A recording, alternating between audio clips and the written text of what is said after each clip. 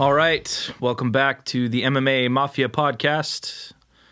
It's just gonna be myself today, Waylon, sitting in. Robert Rios is taking care of some personal matters, so I'll go over UFC 235 and any other MMA events by myself today. And as always, the MMA Mafia podcast is brought to you by Fired Pizza.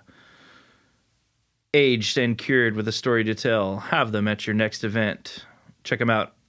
Fired Pizza, fired_pizza on Instagram and www.fired-pizza.com. And also, once again, we're here at This is Stockton, not LA. They're letting us use the studio to record this podcast here today. Check out This is Stockton, not LA on Instagram for all your recording needs.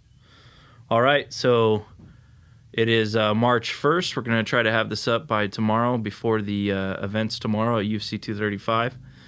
Big event, stacked card. You got a lot of talent tomorrow. Starts off with some lesser names, but it gets right into it with Mickey Gall and Diego Sanchez on the prelims. You got Misha Cirkunov versus surging Johnny Walker.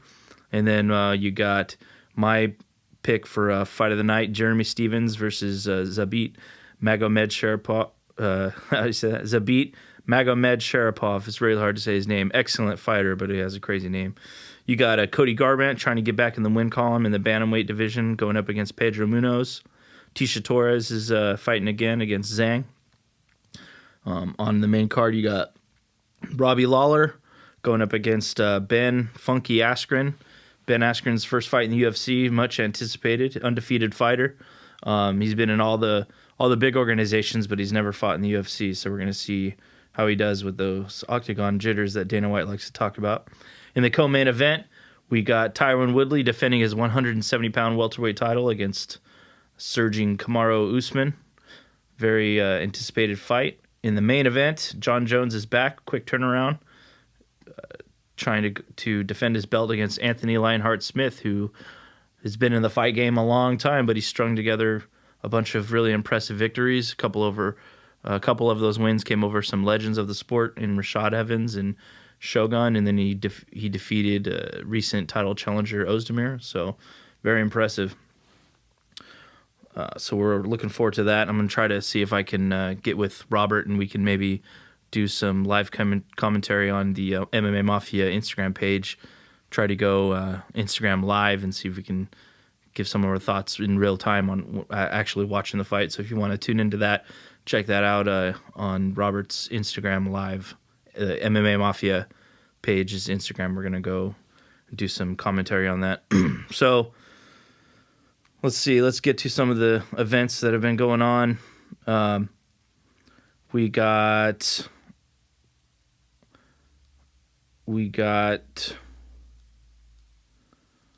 Bellator 219 was originally going to have Lawrence Larkin take on Koreshkov, and Lawrence Larkin had to bow out of that one, so that's unfortunate.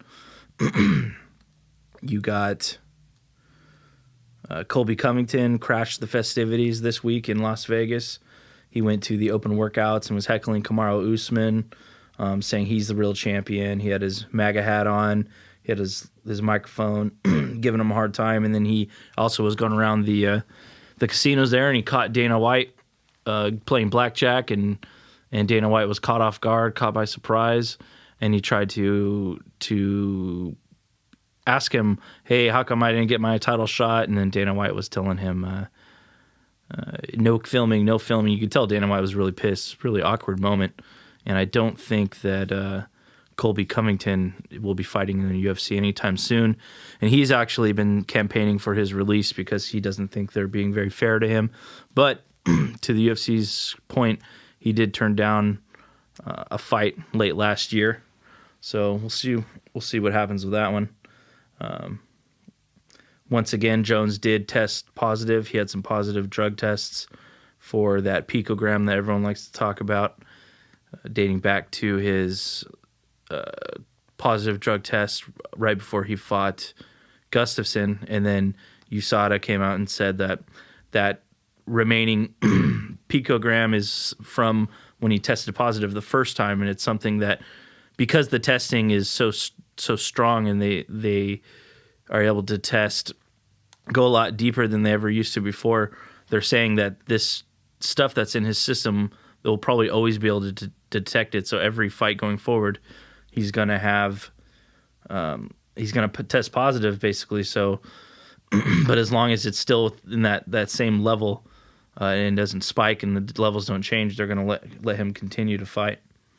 In some other news, you got Vitor Belfort is no longer with the UFC. He's signing with One Championship, and he is campaigning for a special rules match with Roy Jones Jr., former heavyweight boxing champion, and that's going to be that would be an exciting fight if they.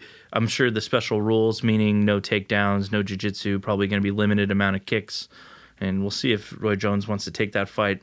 If that fight does come to fruition, I would have to favor Vitor because I think he's the younger and the faster guy still, even though they both have weak chins at this point in their careers. We'll see what happens with that.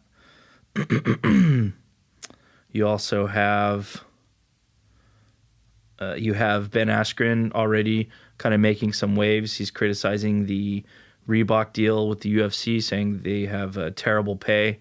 So I'm sure Dana White's not happy that he's first fight in the UFC, and he's already knocking the Reebok deal. Dana White's not been happy with fighters that do that in the past. Brendan Schaub was a prominent fighter who was knocking the Reebok deal, and that kind of got him off on the wrong foot with Dana White, and I don't think their friendship's ever recovered since then.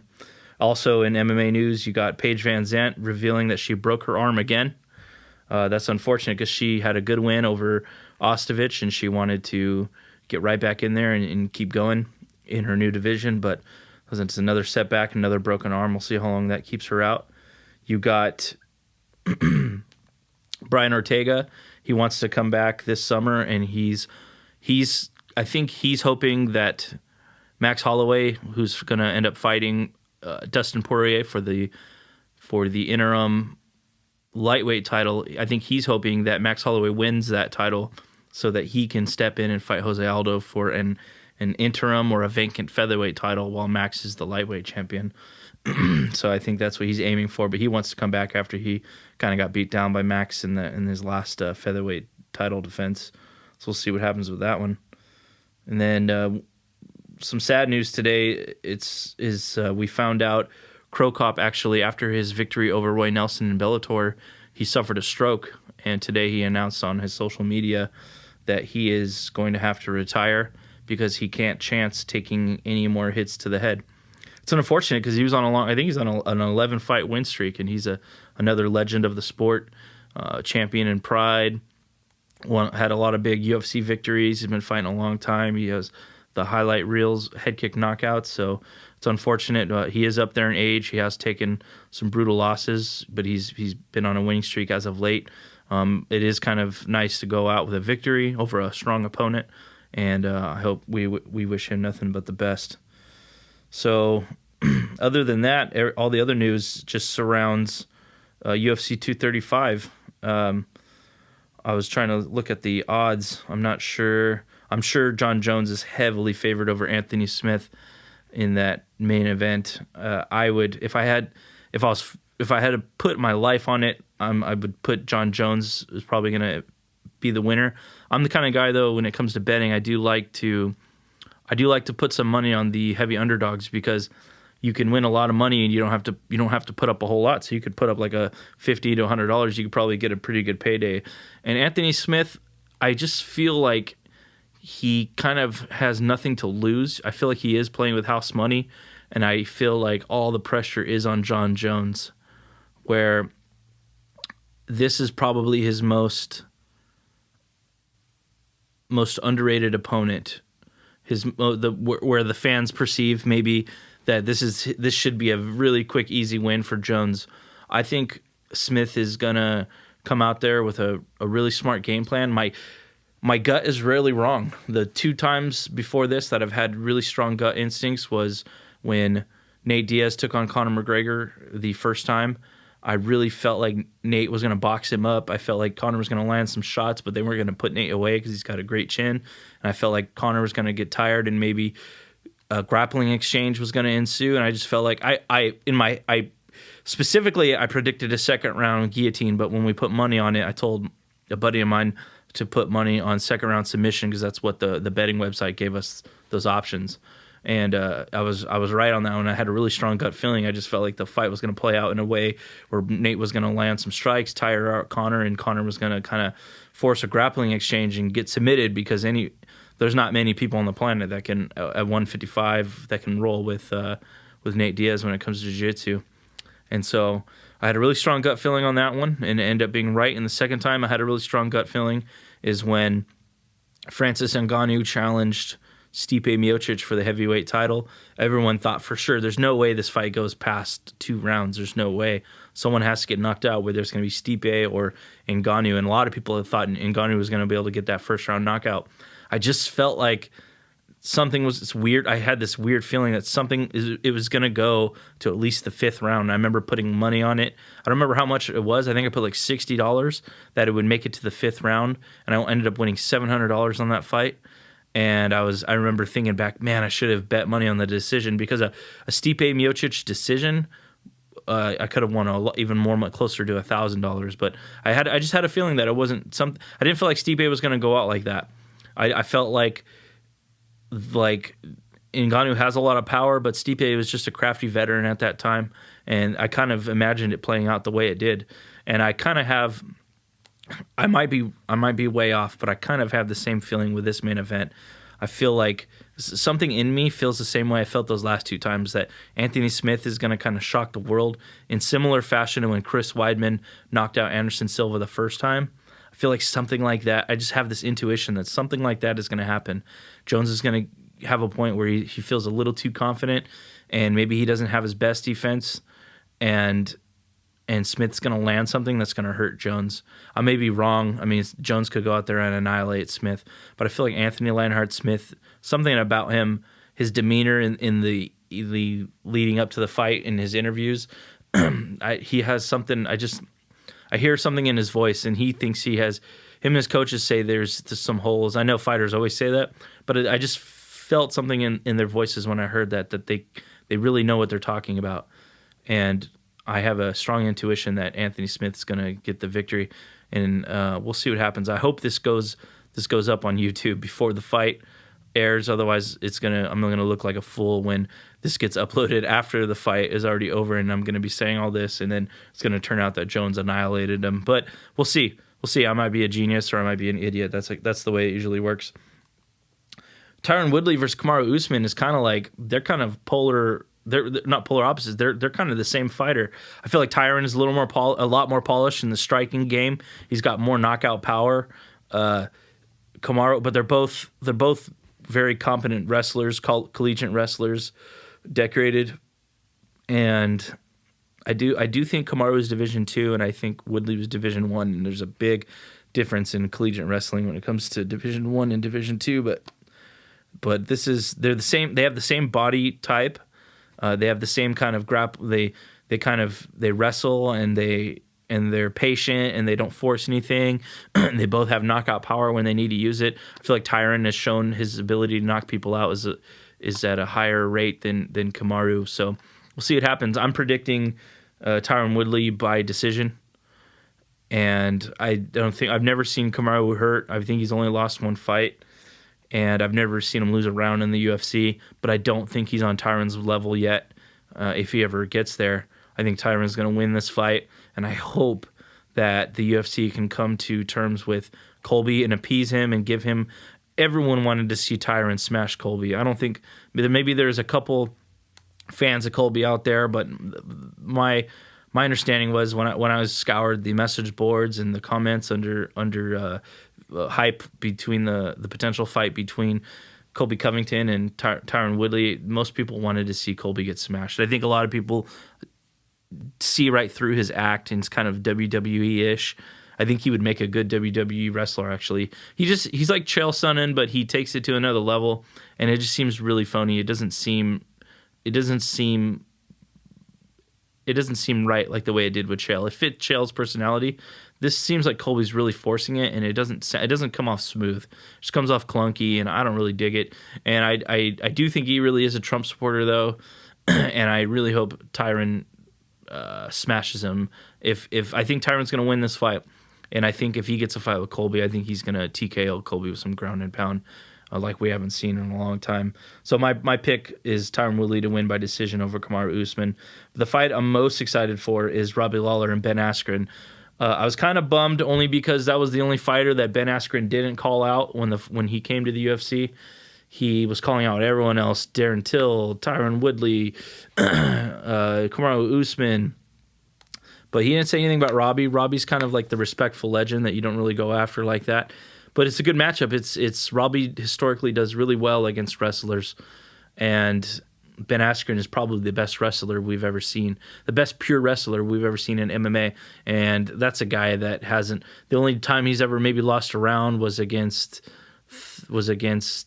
I want to say he's a former UFC and a Bellator fighter. He's the guy that GSP fought in his first fight and knocked him out. I can't remember his name right now. I want to say his nickname is Thoroughbred. But Ben Askren fought him, and he admitted that he worked way too much on his striking on that fight, and he wasn't really working on his wrestling like Jay Heron. That's it. Yeah, Ben Askren fought Jay Heron in the Bellator back when it was still called Bellator Fighting Championships, and when Ben Askren was their champion, and he lost a round to Jay Heron, but. That was just because he kind of got away from his grappling. He was kind of listening to the critics saying he's a boring grappler, so he was trying to strike a little more. But so after that fight, he still dominated Jay Heron, and after that fight, he just stuck to what he was good at, and that's grappling. He's kind of like the Khabib of 170 pounds. That's actually a fight I'd like to see. I'd like to see if Ben can get past Robbie Lawler, which is what I'm going to predict. If I had to put my money on it, I say Ben Askren wins a unanimous decision or a late round TKO via ground and pound over the veteran and former champion Robbie Lawler. I want to. They probably won't do this, but my dream matchup is a 165-pound catchweight of Khabib Nurmagomedov and Ben Askren for the two greatest grapplers MMA's ever seen. I really want to see who is the best because they're kind of the same size. Khabib is a really big lightweight, and Ben Askren walks around with a little bit of body fat on him. He's got some love handles, and I'm sure he could cut to 165 no problem. But I'd really love to see that fight. But I got Ben Askren winning that fight. I don't think he loses a round. I think he dominates 3 rounds to none with just a lot of takedowns, a lot of ground and pound, similar to Khabib's game. You got Tisha Torres fighting Zhang. I don't really know a whole lot about Zhang. It looks like this is her 3rd UFC fight. She's got a submission win over Jessica Aguilar. Let's see, she's a 5'4". Tisha Torres is 5'1". Tisha Torres is kind of on a losing streak. Zhang's looks like she's on a pretty good winning streak. So based on that, I haven't really seen too much of Zhang's fights. Based on their resumes and the current way they're streaking, I guess I'm going to put my money on Zhang on this one. Then a fight everyone's looking forward to, Cody Garbrandt. He's looking to get back into the win column against Pedro Munoz. Cody Garbrandt's coming off back-to-back knockout losses to TJ Dillashaw for the title in the title fights, and he just needs to get a win. I don't think he cares how he gets it, who is it over. He just wants to get back in that win column. Pedro Munoz has a 17-3 record. He's a bantamweight out of Sao Paulo, Brazil, and he's got 2 straight wins. His last win was a TKO over Brian Caraway. I think Cody Garbrandt gets a first-round TKO in this fight. I just kind of have a feeling on that one. I think he's going to fight really smart. He's going to fight with his hands up. There's no personal grudge match tied to this fight, so Cody can kind of come in there with a clear head, not looking to go for broke, kind of like he was against TJ. He just really hated TJ, and he wasn't able to keep his emotions in check. So I think Cody Garbrandt gets the knockout victory in this one. My fight I'm looking forward to a lot, probably, if not more than Robbie Lawler and Ben Askren, maybe right up there, is Jeremy Stephens versus Zabit Magomedsharipov. It's going to be crazy because Jeremy Stephens always brings it. He never backs down. He never takes a backward step. Zabit is such a dynamic kickboxer. He's got grappling. He's got submission skills. I just feel like Zabit is younger, and I know Jeremy Stephens was on a run as of late. I think he did get stopped in his last fight. I'm trying to remember. It was, he got stopped by Jose Aldo. That was that body shot that Jose Aldo hit him with. Zabit hasn't ever lost, and I think he has one loss, but it was a long time ago, and he's grown a lot since then. And I think he finishes Jeremy Stevens inside of 3 rounds. You got Johnny Walker versus Misha Cirkunov. A lot of people looking forward to that. Misha Cirkunov's kind of been around a while, but Johnny Walker's the one that's got all the hype behind him right now. He's got 2 straight knockouts in his first 2 UFC fights, one of them over Khalil Roundtree. So I think he's probably the betting favorite in that fight, and people are probably looking for him to get the finish in that one. Even though Misha is a really big, he's 6'3". He did submit Patrick Cummins in his last fight. Johnny Walker's 6'6", so I think if I had to put money, I'd probably put it on Johnny Walker, he's more of a fluid athlete than Misha Cirkunov, so I'm going to go Johnny Walker on that one. And then there's some fights I'm not really going to go over because they're a lot of no-name fighters. We got to see some more stuff from them before we kind of break them down. The fight I'm really looking forward to as well is Mickey Gall and Diego Sanchez. Diego Sanchez always brings it. I know he hasn't won in a while. He did beat Craig White, but he got knocked out brutally in his 2 fights before that against Matt Brown and Alaya Quinta. He's going up against Mickey Gall. Mickey Gall's a young killer. He's very popular from beating CM Punk. His only loss is to Randy Brown by decision. But other than that, he's won every single fight in his career by submission. So he's looking to knock off another legend in Diego Sanchez. And we'll see if he can get that one done. I'm going to put my money on Mickey Gall by submission. However, if Diego was able to somehow win, especially by a finish, I think I would be really excited for him to retire after that. I don't want to see him take any more elbows behind the head, kind of like he did against Matt Brown. So I'd like to see him get this win somehow over Mickey Gall, even though I'm putting my money on Gall. If Diego somehow wins, I'd like to see him leave his gloves in the octagon and walk away with 2 straight wins and his final win over a semi-big name in Mickey Gall and kind of go out on top. Similar to the way George St. Pierre was able to go out with a big win and as a championship fight. And I would like Diego Sanchez to do the same thing, go out with a win over a name like Mickey Gall. Other than that, I don't think there's a Bellator card this weekend. It looks like we just got this UFC fight, which is a big one, and then the next fight after that is March 9th, UFC on ESPN+.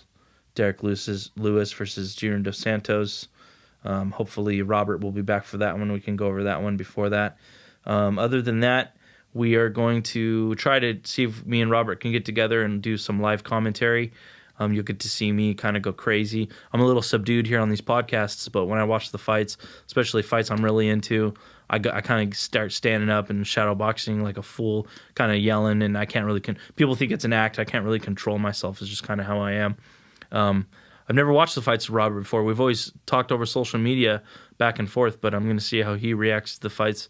We'll order the pay-per-view, and we'll set up the phone so we don't have to hold it, and you can just kind of watch how we react. Try to give really good live commentary on our thoughts on the fight as it's happening. And then after the fight is over, early next week, we'll try to both get in here and try to set something up, and we'll go over we'll recap the event and see what happens. And if any news comes out after the fights, we'll try to go over all the details. And give you our thoughts on what happened on the top fights of that UFC 235 card. And other than that, like, subscribe, hit the bell, check us out. We're now on Spotify, we're on Google Play, we're on iTunes, we're on Buzzsprout, and we are on Alexa Apple Pod. So check the MMA Mafia podcast out on all those platforms. Subscribe to those. Pick the one that you like the most.